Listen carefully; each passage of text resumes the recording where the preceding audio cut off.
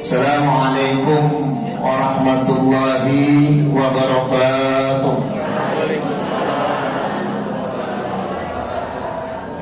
Alhamdulillahilladzi an'amana bi ni'matil imani wal islam. Wassalatu wassalamu ala sayyidina wa maulana Muhammadin wa ala alihi wa ashabihi wa man tabi'ahum ila yaumiz ziham, amma ba'du. Allahumma ja'al jam'ana hadza jam'an marhuma, amin, wa tafarruqana min ba'dihi tafarruqan ma'suma, amin. Allahumma zidna ilman nafi'a, amin, wa rizqan wasi'a, wa amalan mutaqabbala bi rahmatika ya arhamar rahimin, walhamdulillahi rabbil alamin. Bapak-bapak, ibu-ibu, hadirin wal hadirat, hadir khusus guru-guru kita sekalian, pasti semuanya kita ingin mendapatkan kebahagiaan.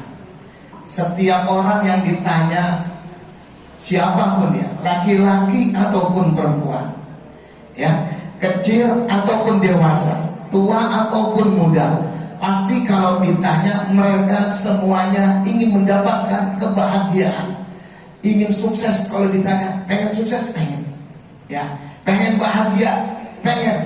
Semuanya, siapapun orangnya, bukan hanya orang Islam saja, hatta non Muslim juga, mereka semuanya pasti mencari kebahagiaan.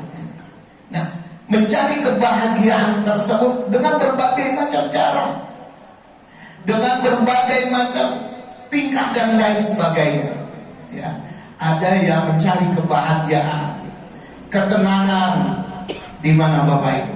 Lari ke puncak, ya, pengen bahagia. Ya. Pagi-pagi sebelum sholat subuh kita berzikir di sini, ya. Dia mah sono udah jalan ke puncak, belum sampai kebahagiaan menemukannya. Di tengah jalan udah pusing, kenapa macet, belum sampai udah macet duluan, capek, lelah. Ada yang mencari kebahagiaan lari ke pantai, ada yang mencari kebahagiaan dan lain sebagainya. Tetapi kebahagiaan yang hakiki yang akan kita dapatkan bukan seperti itu. Itu kebahagiaan semu. Memang betul ketika kita ada di tempat-tempat rekreasi, di tempat-tempat tersebut enak, adem, tetapi setelah pulang ke rumah ruwet lagi kan. Setelah pulang ke rumah, tadi kata Ustaz Syarifuddin, mikirin beras mahal, ya, ini mahal, itu mahal, ruwet lagi Bapak. Betul Bu? Betul ya, Masya Allah ya. Akan tetapi kebahagiaan yang hakiki, ketenangan yang hakiki, nah, juga kesuksesan yang hakiki itu adalah bukan hanya dipandang oleh manusia, akan tetapi juga menurut Allah Subhanahu wa ta'ala. Inilah kebahagiaan, ketenangan hakiki yang seharusnya kita cari, yang harusnya kita dapatkan kepada diri kita juga pada keluarga kita. Bagaimana ketenangan, kebahagiaan, kesuksesan yang hakiki itu untuk menurut Allah Subhanahu wa ta'ala.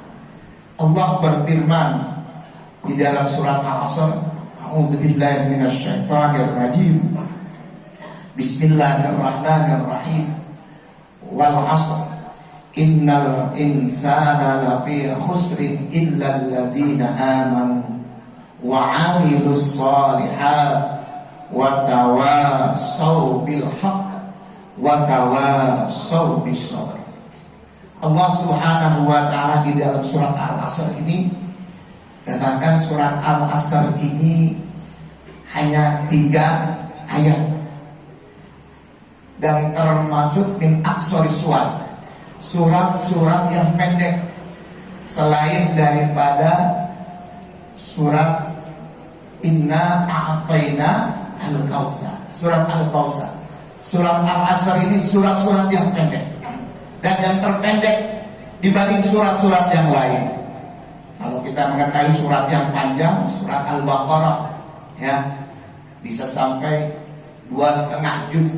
Nah, surat Al-Asr ini dengan surat Al-Kautsar surat yang pendek, min aqsari surat, akan tetapi kalau di dalam kitab syarah daripada Jalalain, kitab Jalalain, dikatakan surat Al-Asr ini meskipun sedikit ayatnya, hanya 3 ayat, walakin aktsarul ma'aniha, akan tetapi mengandung banyak sekali manfaatnya, makna-makna yang terkandung di dalam surat Al-Asr ini.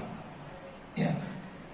Kalau kata Imam Syafi'i rahmatullah alaih, beliau mengatakan, jikalau seseorang mengamalkan apa yang ada di dalam surat Al-Asr ini, maka cukup untuk kebahagiaannya di dunia wal akhirah.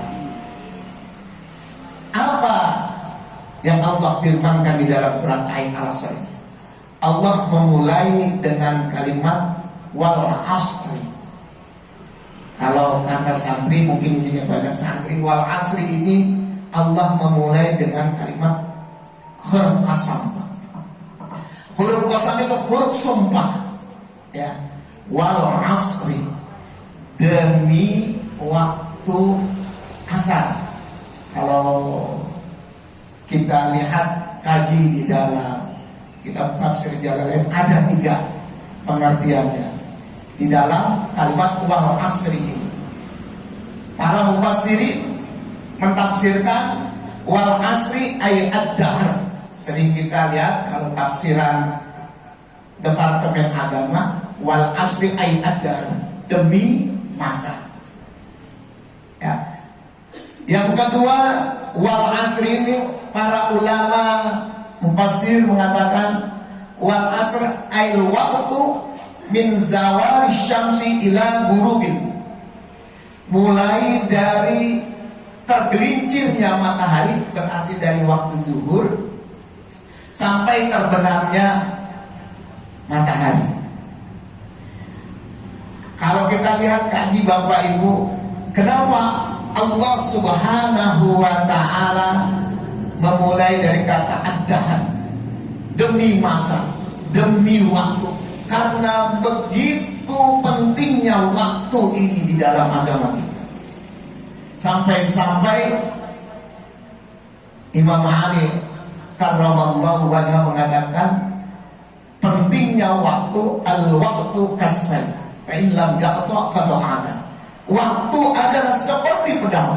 Jikalau kita tidak mempergunakan waktu dengan sebaiknya, dengan sebenar-benarnya untuk takarruf kepada Allah Subhanahu wa ta'ala, maka waktu tersebut akan memenggal kita. Maksudnya apa? Akan menjerumuskan kita ke dalam jurang kehinaan. Alhamdulillah kita mempergunakan waktunya di hari ini untuk hadir bersama-sama di majelis Qalbun Salim ini. Amin ya Allah ya Rabbal alamin. Masya Allah ya. Ada yang mengatakan pengertian surat Al-Asr ini wal asri ay waktu salatil asr, demi waktu salat asar.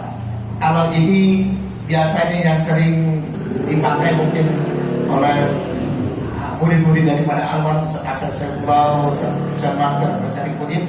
Kalau dulu almarhum orang tua kami surat juz amma itu sudah diartikan gitu Pak ya, di luar kepala. Saya juga sama dulu ya, masih kecil itu disuruh ngapal surat Bismillahirrahmanirrahim dengan menyebut nama Allah yang Maha Pengasih lagi penyayang. Alhamdulillahirabbil. Saya sekarang alhamdulillah masih ingat. Dulu almarhum seperti itu mengajarkan kepada anak-anak kami dan kepada anak-anak muridnya. Dan beliau menafsirkan wal asri ini demi waktu asar. Ya, jadi sebetulnya ada 3 pengertiannya. Kalau dahulu saya mendapat daripada almarhum orang tua, wal asri ini demi waktu asar. Kenapa dinamakan demi waktu asar? Ya, karena begitu waktu asar ini sangat memegang peranan penting di dalam ubudiyah kita. Bahkan di dalam Al-Quran, kalau di dalam mushafnya yang ada di hadis yang di dalam Siti Aisyah, dikatakan beliau mentafsirkan, di dalam hadis itu mentafsirkan, hafizu ala sholawati was sholatil wusta. Ya. Di dalam Al-Quran ada kalimat atau firman Allah, hafizu ala sholawati was sholatil wusta. Jagalah oleh kamu sekalian as-sholawati, akan sholat yang 5 waktu, ay sholatul mafruḍah, sholat wajib yang 5 waktu, was sholatil wusta, dan sholat wusta. Nah, ditafsirkan di dalam hadis tadi, ay sholatul wusta, iya sholatul asar. Kenapa begitu Allah memberikan pengkhususan sholat wusta ini, ay sholatul asar? Sebab sholat asar ini banyak orang-orang yang suka dilalaikan ketika waktu sholat asar. Ya. Ketika waktu sholat asar, azan berkumandang, Allahu Akbar, Allahu Akbar.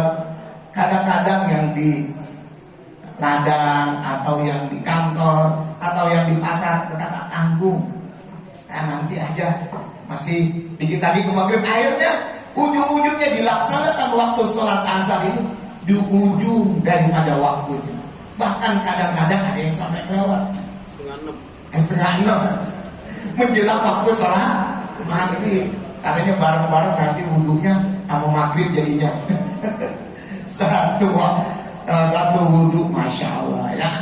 Padahal kita disuruh untuk melaksanakan sholat ini tepat pada waktunya.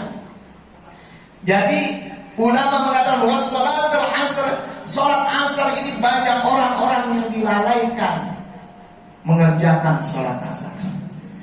Ada penafsiran yang lain, dan ini saya dengar dulu waktu kecil dari almarhum ayahanda saya, tapi setelah itu saya buka, ternyata ada juga di tafsir Sawi. Di tafsir Sawi, kenapa Allah Subhanahu wa Ta'ala mengatakan wal asri ini demi waktu asar? Karena diibaratkan bahwasanya ketika Al-Quran ini diturunkan oleh Allah Subhanahu wa Ta'ala 1400 tahun yang lampau, 1400 artinya 14 abad yang lalu, umur dunia ini sudah memasuki waktu asar. Waktu asar sekarang jam 3. Artinya apa? Waktu yaumil qiyamah, waktu akan berakhirnya dunia ini, waktu akan Allah hancurkan seluruh alam semesta ini, diibaratkan adalah waktu sholat maghrib. Jadi kalau kita hitung antara jam 3 sholat asar, jam 4, jam 5, jam 6 lah waktu sholat maghrib. 3 jam. 3 jam lagi ini mendekati waktu sholat maghrib. Artinya Bapak Ibu yang dimuliakan oleh Allah Subhanahu wa Ta'ala, 14 abad yang lampau kita sudah mendekati waktunya yaumil qiyamah. Masya Allah. Semakin banyak kali dekat mati sama-sama. Biasanya kalau yang itu yang tuaan dulu, yang mudahan mau belakangan. Nggak bisa begitu juga ya. Kadang-kadang yang mudahannya belakangan, tua yang duluan. Yang mudahan duluan.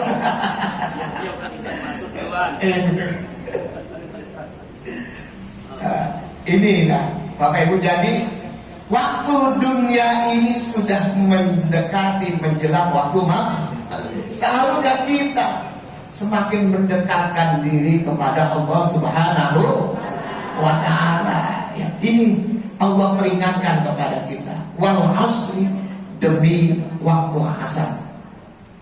Di ayat yang keduanya, innal insana lafi khusrin illal ladzina amanu. Ya. Sesungguhnya setiap manusia lafi khusrin, berada di dalam kerugian. Nah, kalau ulama ahli Quran, kalau kita membaca surat Al-Asr ini ada kalimat ilahnya ya Bu ya.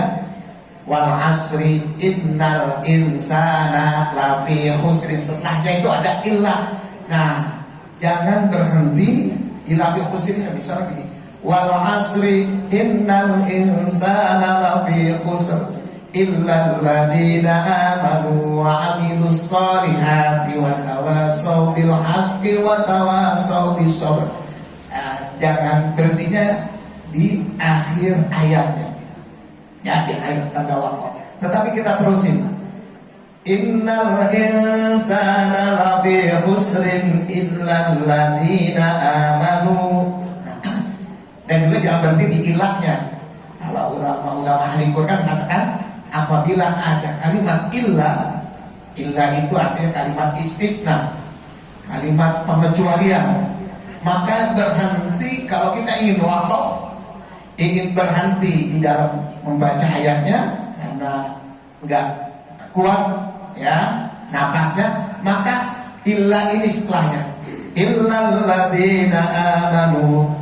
Sama juga di dalam surat At-Tin, wat-tini waz-zaitun wa turi sinin wa hadzal baladil amin laqad khalaqnal insana fi ahsani taqwim.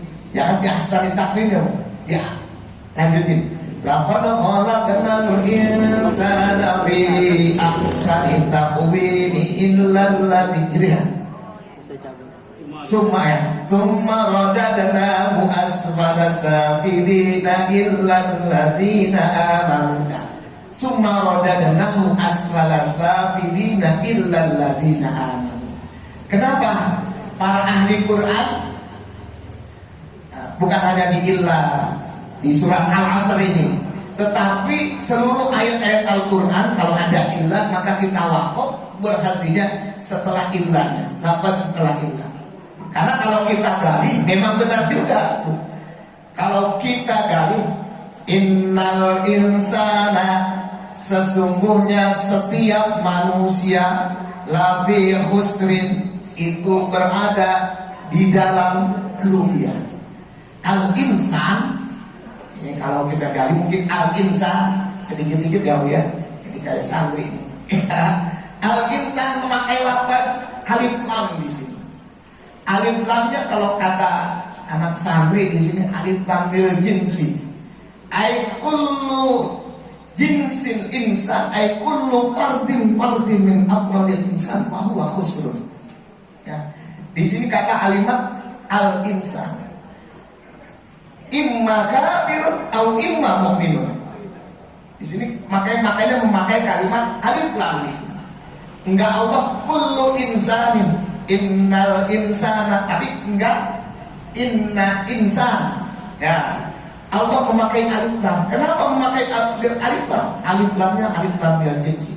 Seluruh individu, seluruh orang yang dia ngaku sebagai insan, ngaku sebagai manusia, imma mu'minun wa imma kafir. Baik dia orang yang beriman, orang yang yakin kepada Allah, orang Islam, atau kafir atau non muslim, bahwa fi khusrin, semuanya berada di dalam kerugian.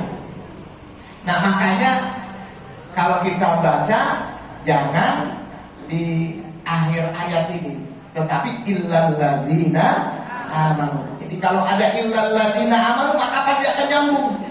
Sesungguhnya setiap manusia, siapapun dia, berada di dalam kerugian kecuali orang-orang yang beriman.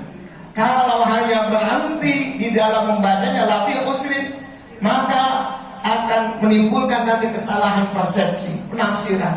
Berarti semua manusia rugi. Ya. Karena itulah ulama ahli Quran mengatakannya berhentinya setelah lafaz yang terkandung sebelumnya adalah illa.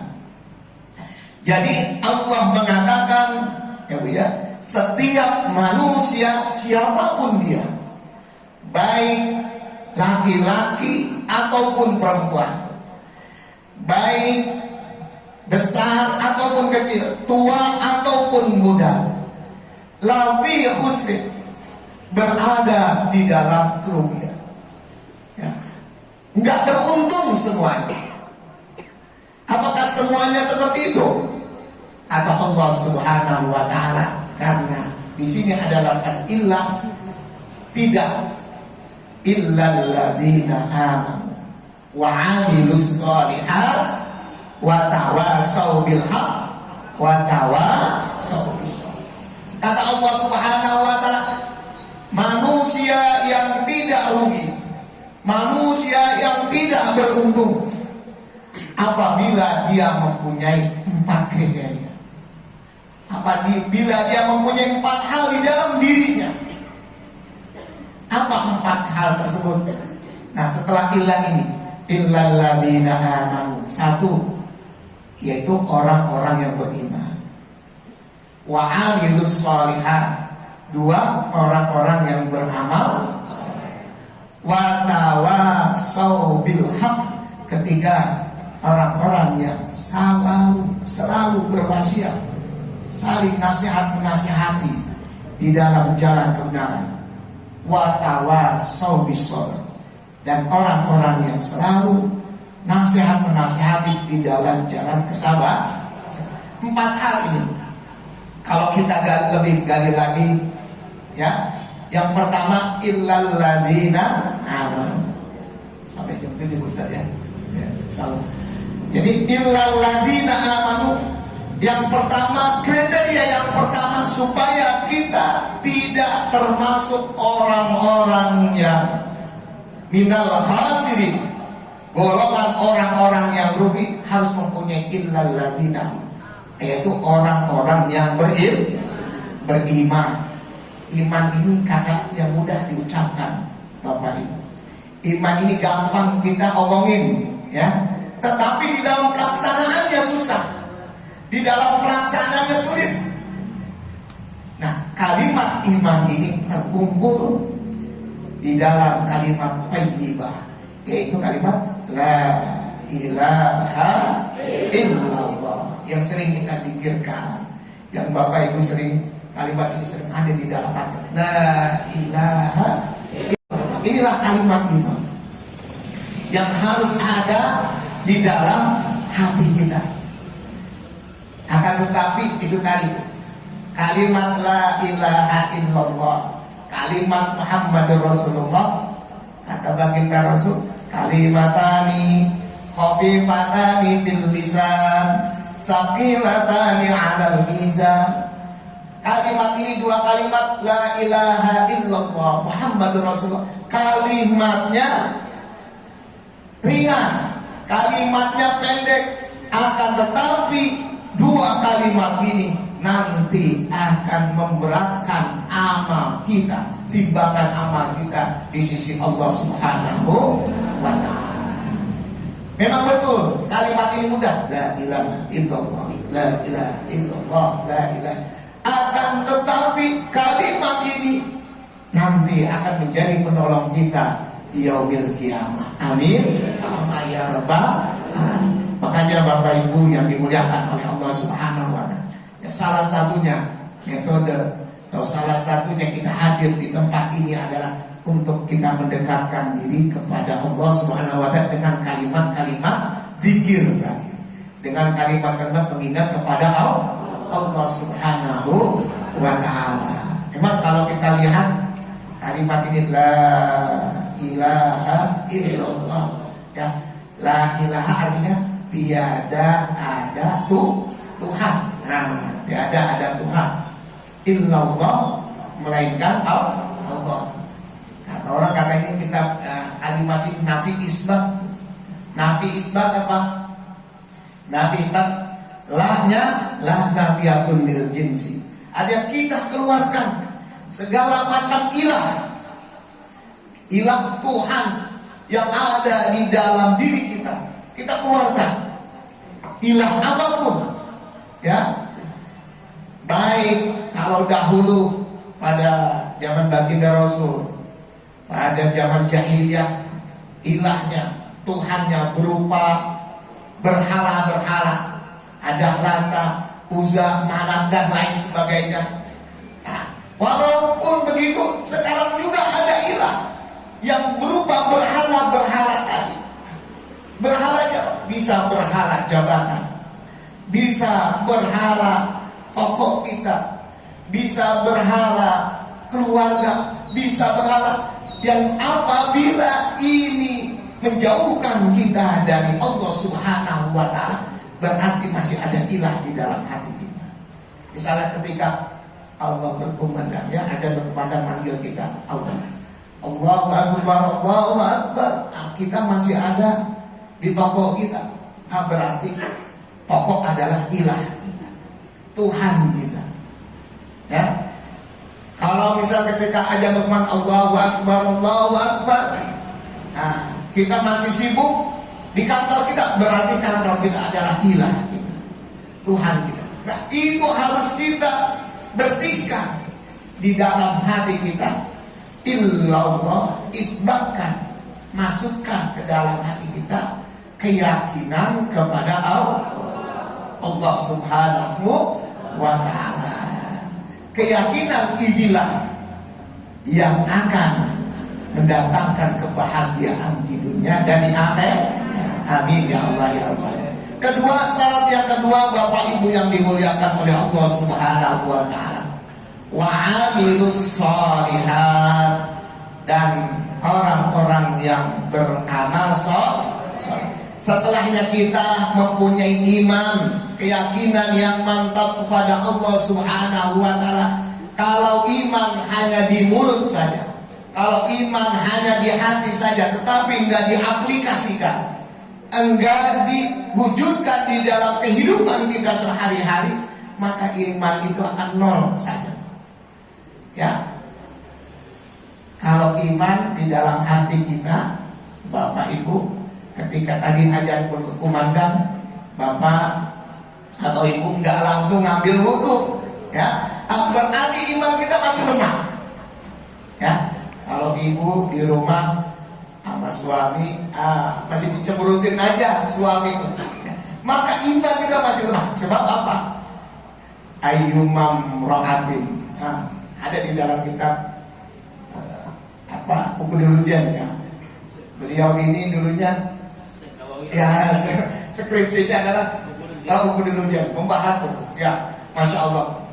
Kalau misalnya ibu-ibu untuk memasukkan, ya, ke dalam hati kita bagaimana cara kita bisa berinteraksi antara suami istri yang bagus, baca skripsi beliau gitu. Ya. Karena itu adalah kitab Ukhdul Jan, bagaimana bisa membangun keluarga yang bahagia antara suami dan istri dalam mengarungi bahtera rumah tangga. Insya Allah. Kalau apa ya? Kalau ini diajarkan juga Bu kepada anak-anak di pesantren. Sebab apa? Mereka akan membekali mereka supaya ketika nanti mengarungi bahtera rumah tangga bisa tahu mana kewajiban suami, mana kewajiban istri, mana hak suami dan mana hak istri ketika di dalam hidup berumah tangga. Apabila ada ibu enggak taat kepada suaminya, maka ini iman kita di dalam keadaan lemah. Nah, iman dan amal soleh harus selalu beriringan. Amal soleh tanpa iman nol, kosong. Iman juga tanpa diiringi, tanpa amal soleh, maka enggak ada wujud di dalam kehidupan kita sehari. Iman dan amal soleh ini harus kita wujudkan dalam kehidupan sehari. Yang ketiga, Bapak Ibu, wa amilus sholihat wa tawasau bil haqq, dan orang-orang yang selalu saling nasihat menasihati, saling wasiat menasihati. di dalam jalan kebenaran. Kalau di dalam kitab tafsir Jalalain, al-haqqi ya al-iman, ya. Yang maksud dengan saling wasiat, saling nasihat, menasihati di dalam jalan kebenaran adalah di dalam jalan keimanan, di dalam jalan ketakwaan kepada Allah Subhanahu wa ta'ala. Ya. Seseorang mulutnya, ucapannya, ya, tindak tanduknya di dalam kehidupan sehari-hari ketika kita bertemu dengan sahabat kita, tetangga kita, apa yang kita omongin, yang kita ucapkan di dalam mulut kita ini selalu ngajak orang kepada kebaikan. Ya, yuk kita hadir di majelis ilmu, ya, di majelis qaul salim. Yuk kita hadir ke majelis taklim kaum ibu. Alhamdulillah ada hari Senin, ada hari Selasa, ada pengajian ibu-ibu hari Rabu, ada juga hari Kamis. Ya, kalau bapak-bapak mah banyak ibu-ibu ya, Masya Allah. Ya, tapi ketika hadir ibu-ibu insya Allah min ahli jannah ya, karena sering datang ke pengajian. Alhamdulillah ya. Masya Allah. Nah, seorang ibu, ya, kita semuanya sudah hadir di majelis taklim, bapak-bapaknya hadir juga di pengajian. Mobil khusus pada saat ini adalah watawasau bil haqqi, dalam rangka kita saling nasihati, menasihati di dalam keimanan, keyakinan kita kepada Allah. Makanya perlu ini ada majelis-majelis seperti ini kita perbanyak. Kenapa? Ini akan menetapkan, meyakinkan, mentajamkan kepada hati kita iman yang betul kepada Allah Subhanahu wa ta'ala. Dan yang terakhir kata Allah Subhanahu wa ta'ala di dalam ayat 4 hal, wa tawasau bis sabri, dan seseorang, orang-orang yang selalu nasihati, wasiat bis sabri, di dalam jalan kesabaran, ya.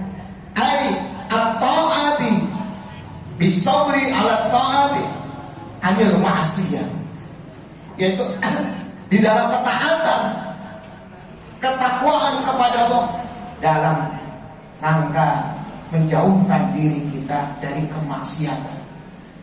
Kemaksiatan Bapak Ibu, kalau kita lihat saudara kita, ya, nyuruh sholat agak lebih mudah, yuk ngajak sholat, yuk ngajak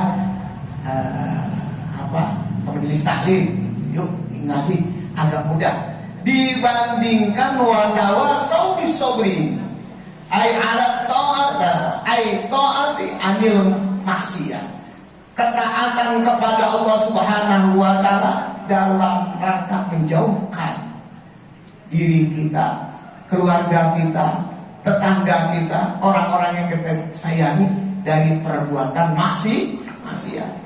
Kalau kita melihat orang, ya, lagi enak-enakan dia terjerumus, ya, berbuat perbuatan maksiat, kita ajak, kita larang.